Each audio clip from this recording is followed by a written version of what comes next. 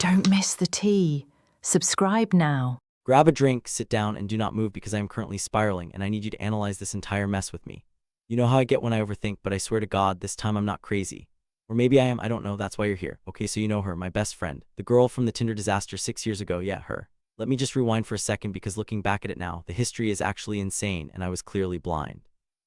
So 6 years ago, we meet on Tinder. Classic modern romance, right? Except the date was, look, it wasn't bad, but it wasn't romantic. It was one of those things where you sit down and realize, okay, we aren't going to rip each other's clothes off, but I actually want to keep talking to this human being. It was the definition of zero sexual spark, but 100% mental connection.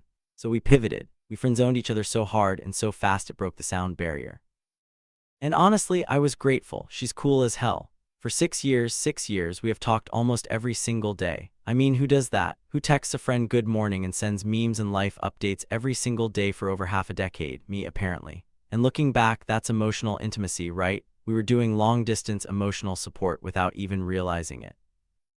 We'd only actually see each other physically maybe once or twice a year because life gets in the way, work, whatever. But when we did link up, it was never just grabbing coffee. It was always an adventure. We'd go hiking, do some crazy road trip, explore a new city, high-octane quality time. We'd always leave those hangouts saying, oh my God, why do we wait so long? We need to do this more. But we never did because I was in a relationship. You remember my ex? Yeah, that whole saga. I was with her for a few years, and honestly, that relationship took up so much of my mental bandwidth. I think I used my relationship as a shield, you know. Like, I couldn't look at my best friend in that way because I was taken. I had the blinders on, but fast forward to early 2025. The breakup happens. I'm finally free, I'm single, I'm healing. And suddenly the dynamic with her just shifts. It wasn't even subtle. It was like a dam broke. Since I became single, we haven't just been texting. We've been seeing each other constantly. What happens next? Stay tuned for part 2. I'm talking all the time, and it's not the big adventure stuff anymore, it's the domestic stuff. The dangerous stuff. We're going for long walks in the park, just talking about nothing and everything. She comes over and we cook dinner together. Have you ever cooked with someone where you just move around each other perfectly in the kitchen? Like, she's chopping, I'm sautéing, nobody is bumping into anyone, the music is playing, it feels like playing house. It feels like we've been married for 10 years. And she's not being subtle about enjoying it either. She literally looks me in the eye and says, I love hanging out with you, or we always have the best time. She's verbally affirming that the vibe is immaculate. It's not just me projecting my lonely single heart onto her. She is feeling it too, but here's where it gets messy. Here's the tea that is currently burning my tongue. My birthday was recently. I decided I didn't want a rager. I just wanted something small, intimate. Just my immediate family, parents, siblings, and her. That's it. That was the guest list. Now pause. Inviting a girl to an intimate family dinner is a statement, right? That's not something you do with a casual buddy. That's meet the parents' energy. She knew it too. She kept saying how honored she was to be invited, how happy she was to be included in the inner circle. And when she got there, oh my God, she charmed the absolute pants off my family. It was disgusting how charming she was. She walked in and it was like she had been part of the family for years. She was joking with my dad, helping my mom, laughing at my stupid stories. It was actually the first time she had ever met them, which is wild considering we've been friends for 6 years, but the chemistry in the room was electric. The whole night I felt this tension, a good tension. I was looking at her across the table, watching her laugh in the candlelight, and I swear to God, something in my brain just clicked. I was like, oh no. Oh no, I am in deep trouble. Then she leaves, right? We say goodbye, maybe the hug lingering a little longer than usual, or maybe I imagined that, I don't know. But the second the door closes, my family descends on me like vultures. What did they say? Find out in part 3.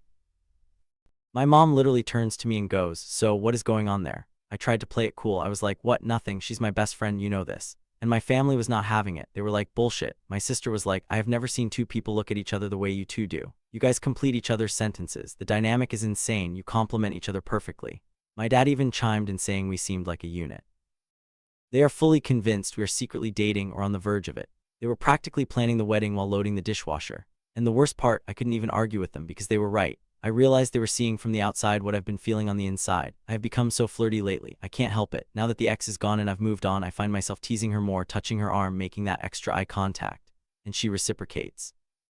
The chemistry is undeniable. It's thick. You could cut it with a knife. So I'm sitting there post-birthday realizing, holy shit, I think I'm in love with my best friend. I think she's the one. The timing is finally right. We have the foundation. We have the friendship. We have the family seal of approval. Everything is lining up perfectly for a rom-com ending, except for one tiny, massive, catastrophic detail. What is it? The shocking twist is coming in part 4.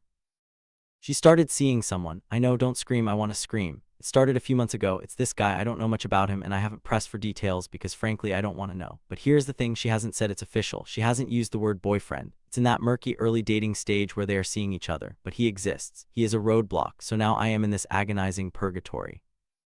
On one hand, I have this incredible momentum with her. We are closer than ever. My family loves her. I love her. The vibes are clearly flirting. I feel like if I made a move, if I just grabbed her face and kissed her, she wouldn't pull away. I feel like she's waiting for me to wake up. But on the other hand, what if I'm wrong? What if the flirting is just her being comfortable because we've been friends for 6 years? What if she really likes this new guy? If I confess my feelings now, while she's actively dating someone else, I look like the jealous best friend trying to sabotage her happiness.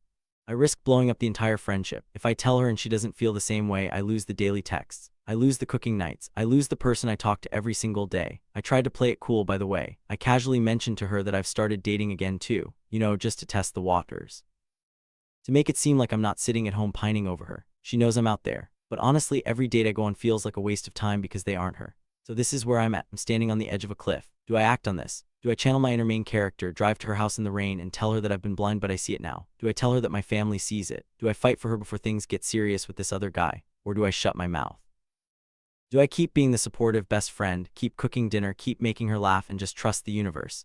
Do I let her date this guy and hope it fizzles out? Do I adopt the if it's meant to be it will be mentality? Because right now, watching her date someone else while everyone in my life is telling me we belong together is absolute torture. It's physical pain. Tell me what to do. Am I deluding myself about the chemistry, or is she waiting for me to step up? If I ruin this friendship, I will never forgive myself. But if she marries this rando because I was too chicken to say something, I'll never forgive myself either. Help me, please. Give me the harsh truth. What's the move here?